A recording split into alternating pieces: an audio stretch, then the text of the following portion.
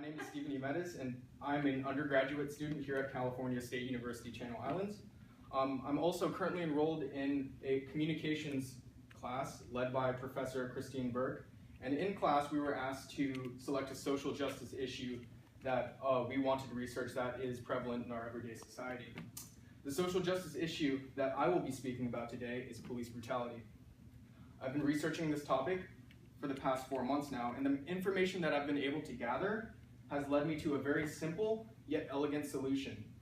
And with the current technology that we possess, it's a wonder why we haven't been able to come to this solution in a more quick manner.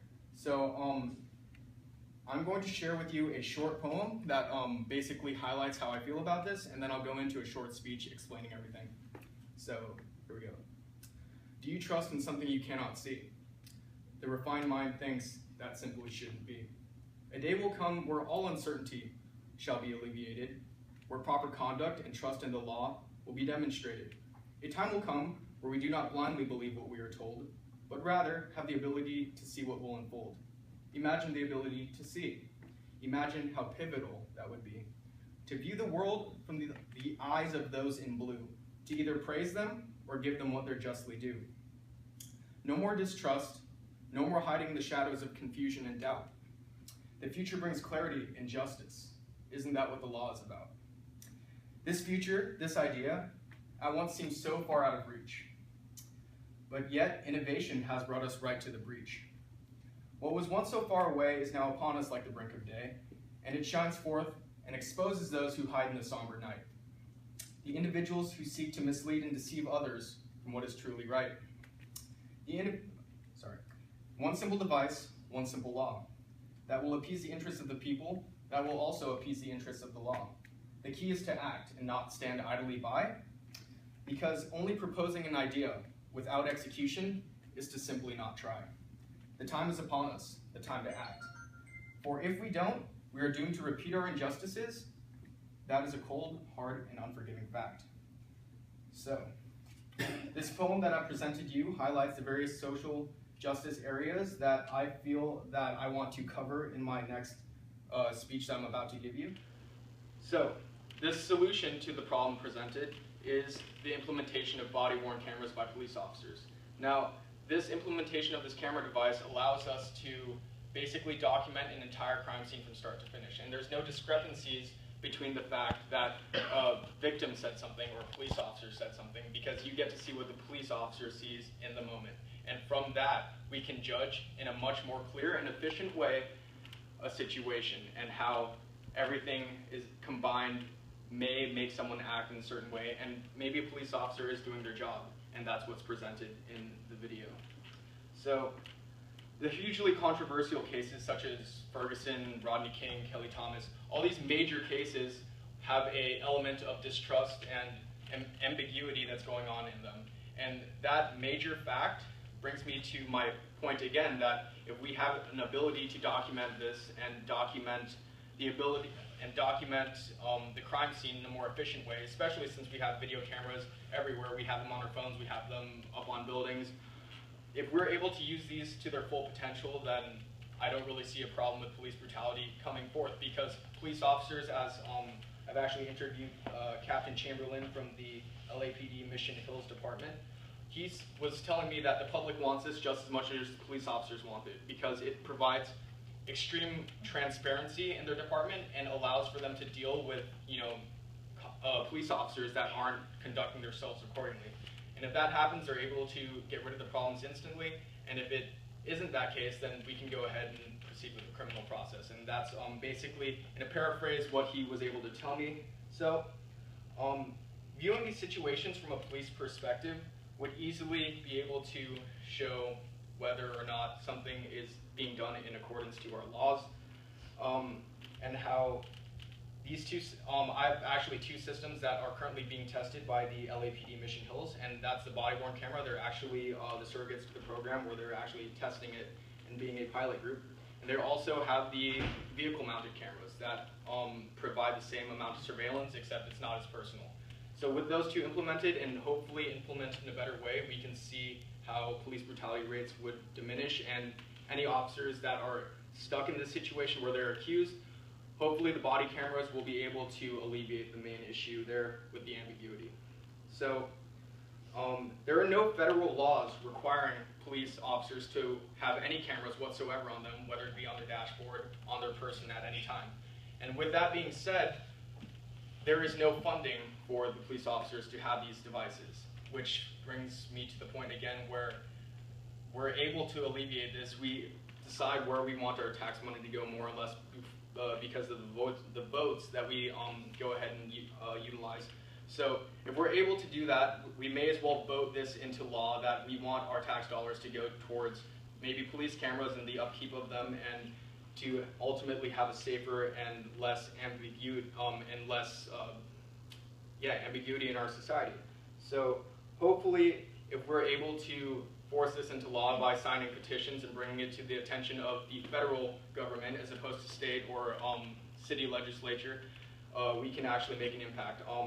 I actually have a website on the whitehouse.gov if you want to go ahead and take a look at that poll. If you want to sign it, it will actually help bring to the attention at the federal level police officer body-worn cameras. If you want more about that information, if you want more to know about that, I can go ahead and provide that to you after the speech. So ultimately, having this after this, the police body-worn cameras at our disposal would reduce investigation costs and time and effort surrounding the investigation. And doing this, ultimately, from the investment put in the cameras, I think will save us a lot more money, financially speaking, and I don't think it's going to be an issue in our tax dollars because I think it's going to come full circle for us.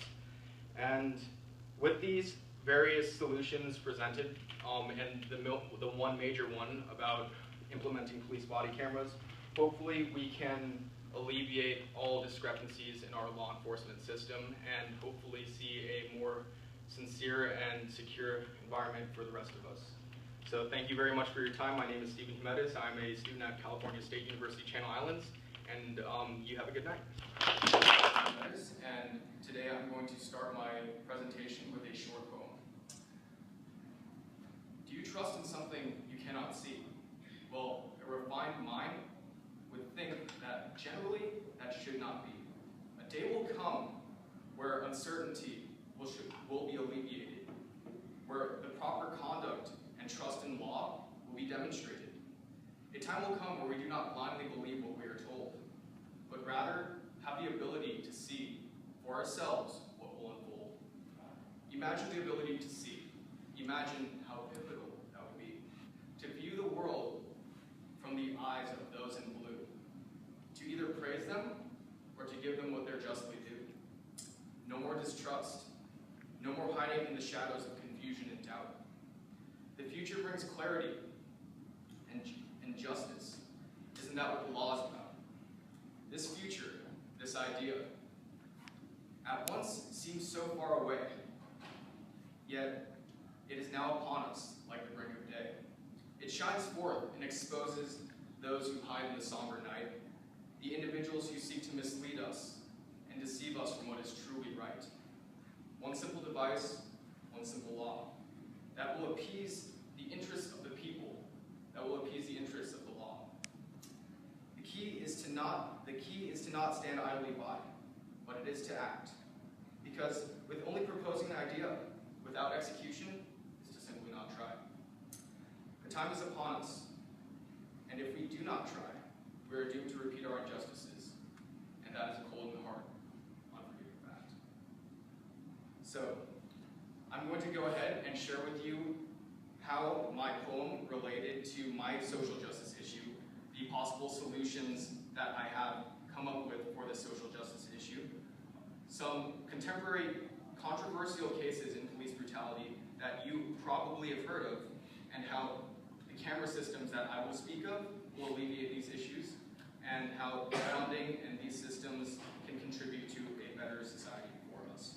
So, without further ado, let's dive into the first topic. And the solution to this issue that I'm presenting is easily seen by us as a need for better documentation of evidence. And this evidence can be easily documented by video surveillance. We already have these going on in police vehicles, and that is one of the currently have, but a more effective version of this would be body cameras implemented by police officers across the board. My poem obviously relates to this topic, mainly because it shows that police brutality is an issue that comes from distrust, and you may not always be able to see from the police officer's perspective what's going on. You may be able to see from a camera's perspective that's 40, 50 feet off, black and white, and shooting at 15 frames a second, so it looks like a slideshow. You may be able to determine that violence is occurring, but that's all you can see. You don't see it from the first person point of view. So being able to have police officers with cameras on their body, you'll be able to determine for yourself what's going on in the moment. And from that, we can easily make better judgments on police brutality. Now, I spoke with Police Captain Chamberlain of the LAPD Mission Hills, and from him I was able to gather a significant amount of information about what they prefer to do. And from their understanding, the public wants these cameras just as much as the police officers do, because it allows for better transparency in the fact that if police officers are being brutal and are doing these acts in a negative way, it's easily dealt with because it's on camera, and obviously right there. And also, if people are lying about these brutal acts, then, well, it is also on camera, and they will be caught for it as well. So, this would obviously reduce a couple things in cost, even though the cameras would be an initial investment.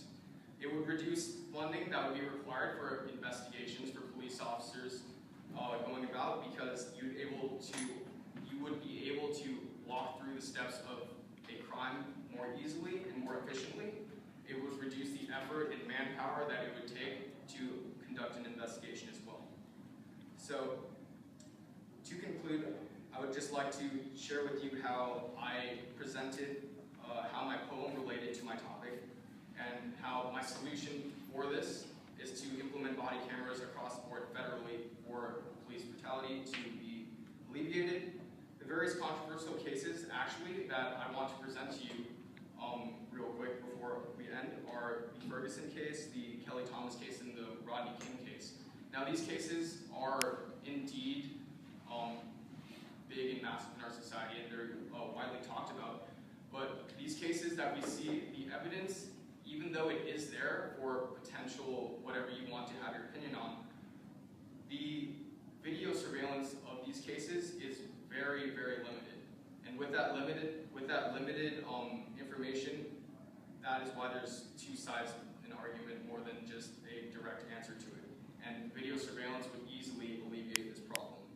So, with that being said, I would like to offer you a chance to actually make a difference. I had petitioned this on the White House website, and if you feel so inclined to sign the petition, you can speak to me after the event, and I'll give you the information needed, so you can go ahead and sign that petition and bring it to the federal level. So again, I would like to thank you for your time and attention tonight, and I hope you enjoy the rest of your